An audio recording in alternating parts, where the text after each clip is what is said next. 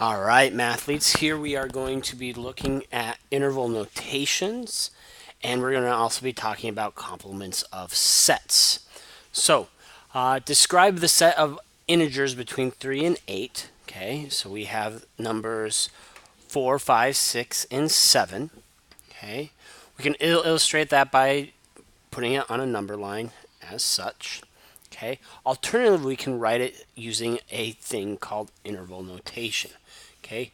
Interval notation will always look of something of this form where we have a bracket, some variable, and a straight line, which we read as such that. Okay. And we give some kind of rules to that set that they're going to be in. So for this one, we're saying that x, so the numbers we're talking about are such that they're between 3 and 8 and they're non-inclusive. So 4, 5, 6, and 7 are numbers, integers between 3 and 8. So we see that x is contained within our integers. Okay. This seems a little bit long-handed for just writing the numbers of a set 4, 5, 6, and 7. What this is very useful in interval notation is writing for sets that are so large we don't want to list out every single element in the set, or maybe the set is infinite and there's no way of writing out every single element. So interval notation really lets us write the rules of a set and say what's allowed in that set without listing every single element in that set. So that's the benefit of interval notation. Okay, so if we're talking about this set of real numbers again, between 3 and 8, so instead of integers like we talked about before, we're talking about real numbers. Well, again, real numbers between 3 and 8, there's an infinite amount of numbers between there. They're not just integers, so we're talking about numbers like 4.1, 4.01, 4.001, and all these different numbers. There's an infinite amount of real numbers, okay, between 3 and 8. So we can't necessarily write them out, so the interval notation is very useful for this. Okay. When we're showing it on a number line, notice that we're non-inclusive here. So it's x is greater than 3, but less than 8. And it can't be equal to 3, and it can't be equal to 8. So notice, since it's not included here, we leave these as open circles. Okay? And notice, if we don't write this after what part of x is in, we assume that it's always dealing with the real numbers. So we can write it like this without the second part of that. Okay, the set of all real numbers between 3 and 8 inclusive. Okay, notice we have the equal sign line below that inequality. Okay, so because it can be 3 and it can be 8, notice in our circles they are filled in. Always think of it as with this included, it comes in and fills in my circles here. And so on a number line, we have a solid dot opposed to an open circle. Okay. Here, suppose we're talking about the set A. X is such that x is greater than 0, but less than or equal to 7, and x is contained within our integers. Write down the meaning of this interval notation. So just like I said, that x is in the integers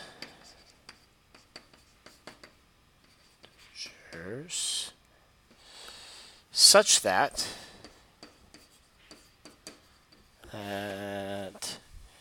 x is greater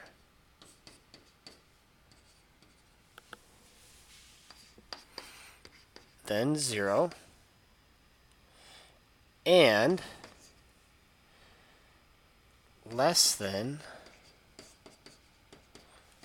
or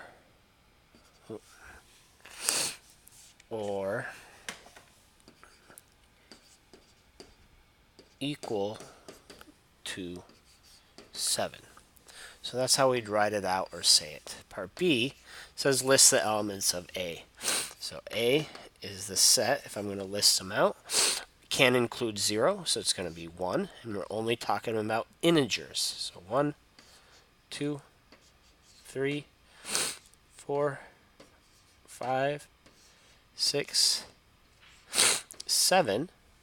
And the 7's inclusive, and we're going to stop there. So that's our set. Okay. C asks us to find n at A. So that's saying what's the number of elements in A? Well, we have 1, 2, 3, 4, 5, 6, 7. 7 elements, so n of A is 7. Okay. D says illustrate A on a number line. Okay, so if we have a number line here, we're going to have 0, 1, 2, 3, 4, 5, 6, 7, 8, 9. Okay, and I want to illustrate. I know because it's not inclusive at 0, I'm going to have an open circle. It's inclusive at 7, so I have a filled in circle. And it's the numbers in between. Well, it's not the numbers in between since they're integers, so then we're just going to put dots here. So 1's an answer, 2's an answer, 3's an answer. And these are filled in circles as well. And 6 is an answer. So that's how we can represent that on the number line. Okay, and we're only doing dots because we're dealing with integers. If it was real numbers, we would connect that and make a line representing our numbers in between there. Okay, 4. Here we're going to talk about the complements of a set. So a universal set is all the things we're talking about. So if we're talking about digits, single digits, all the numbers that are single digits are listed here. That's all the numbers that we're talking about. We call this the universal set. Okay, universal set is given and is represented by this capital U.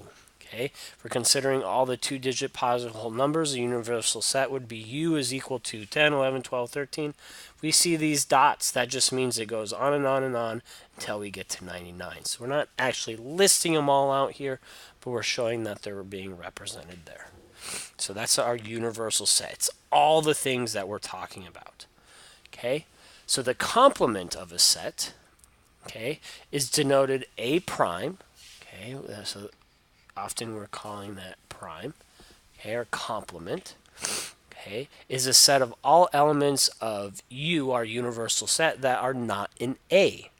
Okay, so if U is all our single digits, and A is the digits 1, 3, 5, 7, 9, are odd numbers, the complement of set A, so A complement, would be the set of all even numbers, 2, 4, 6, 8. And we stop there because our universal set says we're only dealing with the numbers from 1 to 9, our single digit numbers. Okay, so some things to note about complements a set. If, so remember this means intersect.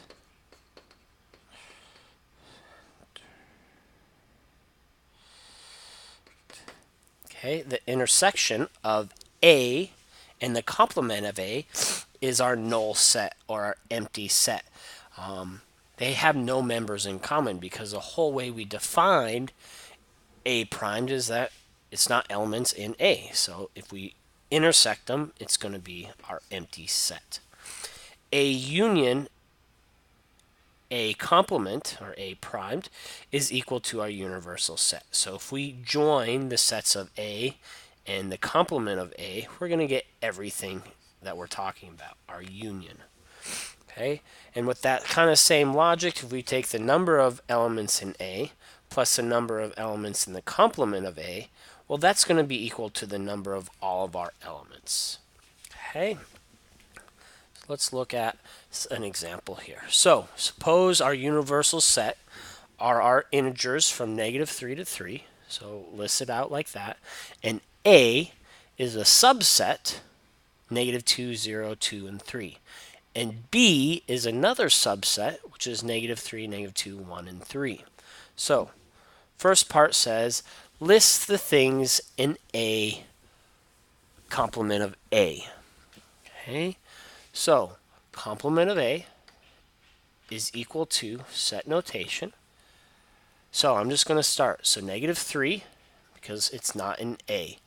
-2 is in A, so it's not in the complement of A. So -1 is next on my universal set.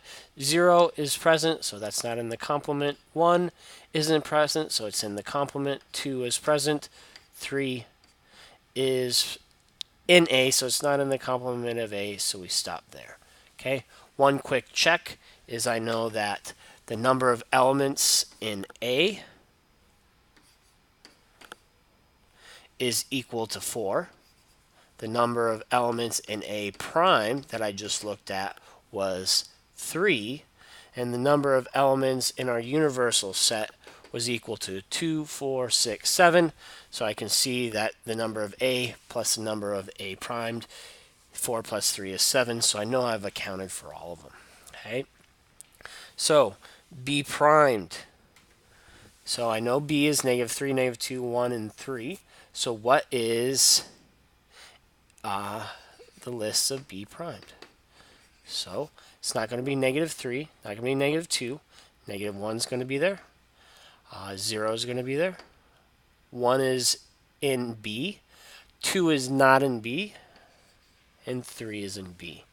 Okay. And again, the number of elements in B is 4. The number of elements in B prime is 3. So I know that's adding up to our 7.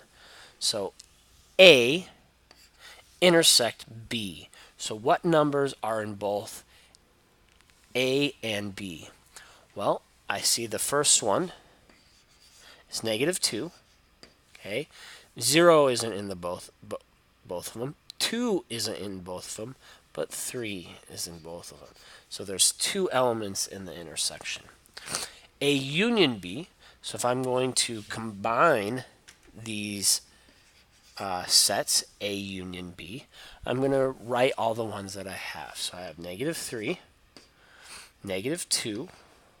I don't have -1. I do have 0. I have 1. I have 2. And I have 3. Notice I don't write any element twice if it appears in both of them, like -2 and 3. Okay. So what is the intersection of A and B prime? So I'm going to look over here, back up here. I'm going to look at B primed. Okay. So what are the elements? Intersection is what ones do they have in common? So what elements in A are also here in the complement of B? Well, they don't have -1. They do have 0. Okay. And they do have 2. So that's the intersection of A and the complement of B. Okay. The complement of A union the complement of B. So I'm going to look here. Complement of A we found here, and the complement of B is here. So looking at those two sets, if I join them together, I'm going to start off with the smallest, -3, no -2, -1 is in both of them, so it's in the union. Not going to write it twice. 0 is there. 1 is also there. 2 is there, but no 3. Okay? So find the number of elements in complement of A union B. Well, I just found that, so if I add these up, I have 1, 2, 3, 4, 5. So I have 5 elements in the complement of A union complement of B. That concludes our notes for tonight. Please highlight any questions you might have and bring them to class tomorrow.